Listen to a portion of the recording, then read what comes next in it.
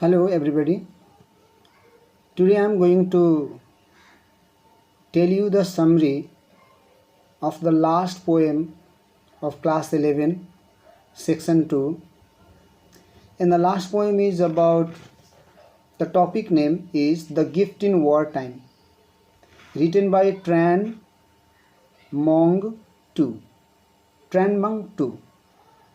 She is the female poetess we can say, who has written this poem, The Gift in Wartime.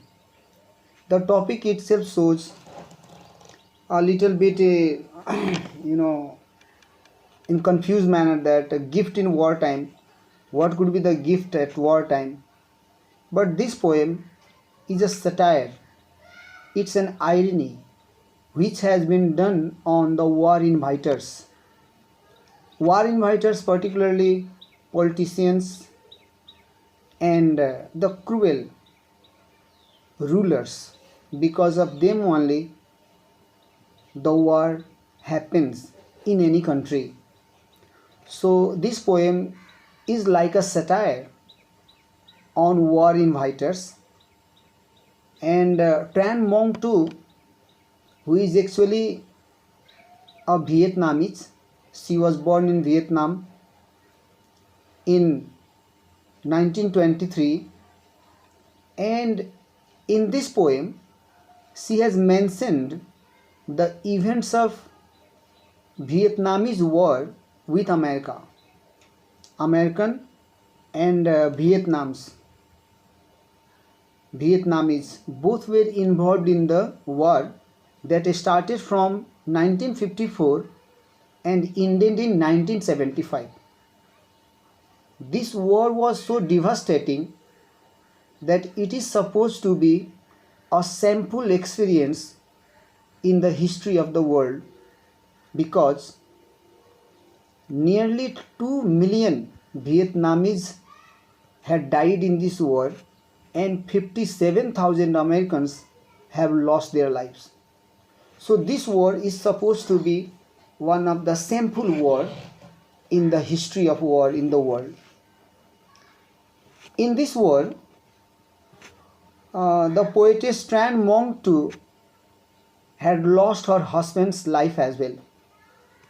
So although she is describing about the war, but in this she has tried to express her hidden love for her husband, to whom he used to suppose as a lover as well. For her, her husband was lover and lover was husband. So in this poem she has described about her love. She has expressed her feelings of love, hidden feelings of love for her husband, who is dead actually, who is no more. He has died already, but she is expressing her love to him. She is remembering that war makers don't know how many lives are lost in the war because of their minor ego and because of their political crisis and problems, ego problems. So she has mentioned, actually, when we read this poem, the poem has been written in 7 stanzas. 7 stanzas are there. First stanza, second stanza, third stanza, and in each stanza she has described something about her own life and about her own husband who has died. She is expressing her love to a person who is actually no more. He has already died. Neither he can understand her talk, her expression, nor he can understand. But also, love is such type of things that whether the listener is not present, it, a lover, a beloved, expresses her or his talk with him, because a lover knows that the true feeling of heart reaches to the person even after the death, or even the person is not in front of us. The true love reaches there. The nature works like an agent to carry the feelings of love to our lovers or to our beloved. That's why here she is expressing her love. Although her husband is no more, her lover is no more, but she is expressing. In the starting of the essay, in the first stanza, we come to know that her husband had been killed in a war.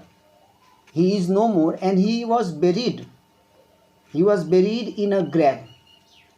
Today, she is standing in front of that graveyard, in front of her husband's grave, and she is offering the rose flower on the grave. At the time of offering the rose flower, her hidden love comes out and she starts talking. She starts expressing her love. Sometimes it happens when a person whom we love a lot is far from us. Then by looking the photo, we start talking. Where are you? Are you fine or not? Are you having the nice days? Long time no see. We start doing like this. The person is not in front of you. Photo can't speak, but also we express. Similarly, when she went in the graveyard in front of her husband's grave, she offered the roses, and the hidden love which was suppressed inside came outside, and she began to express, she began to say something. She said that it shows that the feelings of love in her heart has been suppressed, which is being expressed after her husband's death. Those feelings of love which were in her heart, that was suppressed, but after her husband's death, the feelings of love are coming outside, and she asks for three things which she still remembers.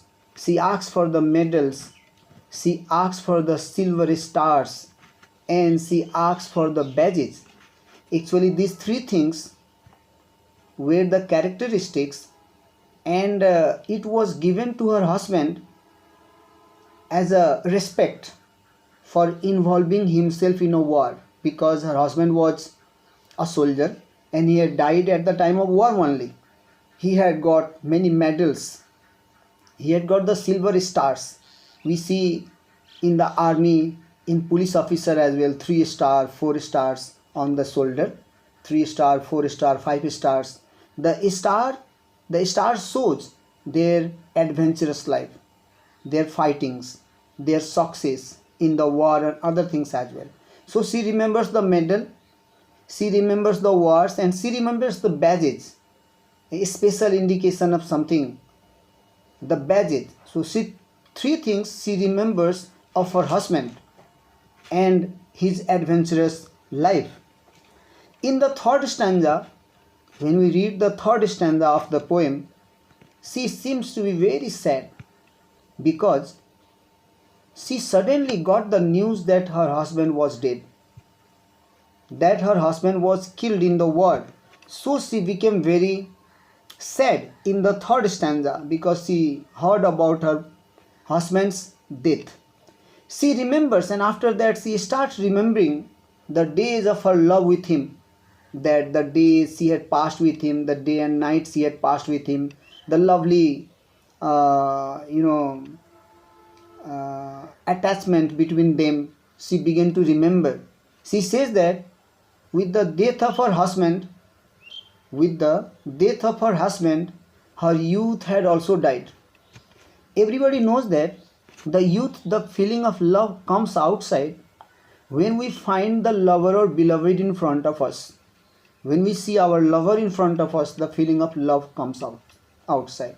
When we see our husband or wife in front of us, then our love comes outside. But if there is no lover, if there is no beloved, if there is no the person to whom we love, our youth is also like death. So she said that with the death of her husband, her youth had also died. It had also passed away. And then in the fourth and fifth stanza, she remembers and she gives the pitiable scene of the death. She shows the pitiable situation of her lover who was covered in a blood in the war. It has been given that how her husband died. He was covered in the blood and lying on the floor helplessly. Very pitiable condition of the body. at the time of death, she has mentioned here. She is asking for the smell of blood from war dress to make herself moved. This means that sometimes what happened that when we listen that some of our very nearer close friends, close family member has died and only the clothes are remain. So you must have seen the weepers, the mourners. They carry the dress and they begin to see where are you. With the dress only they talk, and sometimes they smell that where is my son, where is my wife, where is my husband, or so on, so on. We just take the smell from that clothes as well. By catching the clothes, we we see the person talking, the feelings of love, his own expressions of love with the clothes. So she was also doing the same. She was trying to take the smell of that war dress, trying to show her love toward him. And in the sixth stanza, she described the situation of the dead body. That when a person is dead, there will be lips but no smile. There will be arms but no softness. There will be eyes but there will be no sight. She has expressed the physical body of the dead body.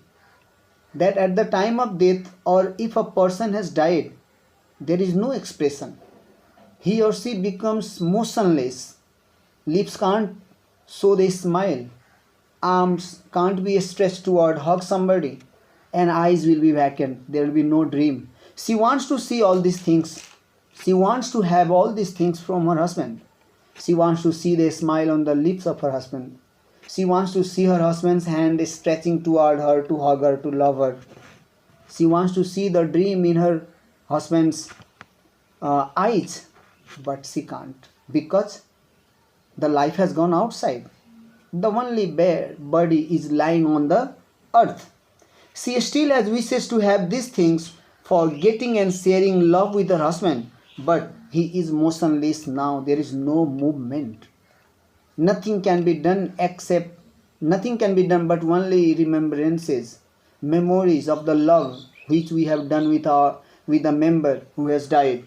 And finally, in the last seven stanza, she ends her feelings apologizing. She is apologizing. For what? For having no chance to live together. She is apologizing and she is promising as well. She is promising that we will meet in next birth. No, with a hope to meet him next life. She is apologizing for not, passing her life with him, and she is promising that in next life she will meet with him. And she satires on the war inviters by saying that she will keep the sharp nail. The word sharp nail is actually a pin. You must have seen the bomb blasters, the small bomb blasters pull out a small pin, and then after 5 or 10 seconds the bomb blast. The pin is known as sharp nails. She says that I will keep, or she will keep the pin with her as a token of love to recognize each other in next birth. So this is the gift of war. That she says that I will keep this sharp nail, the small pin which is utilized in bomb blasting. So she says that I will keep this sharp nail which will make us know each other in our next birth, and then we will know that we are in reincarnation. We are reborn and again we will meet together. So in this whole poem, she has mainly expressed her love toward her husband, and she is trying to say that war is no more good for anyone. It always brings destructions. It always brings dilapidation. It always brings troubles. No one is benefited. Everyone gets some losses in war. That's why war should not be done. Through this poem, she wants to suggest the war inviters that although they invite the war for minor ego, for minor political problems to show their arrogancy, but they don't know that many lives, many loving lives, many beautiful lives of some family members lose their life there, and with the life many living person has also dead, living people have also dead. Means suppose if a loving person dies, then the person who is living also passes his life like dead person. So these things have been given in the Gift in War, time written by Tran Mo. Thank you. I hope you understood. If not, then there will be another video as well that will be in Nepali, summary of this poem. But I think that you might have understood this. Thank you. Have a nice day.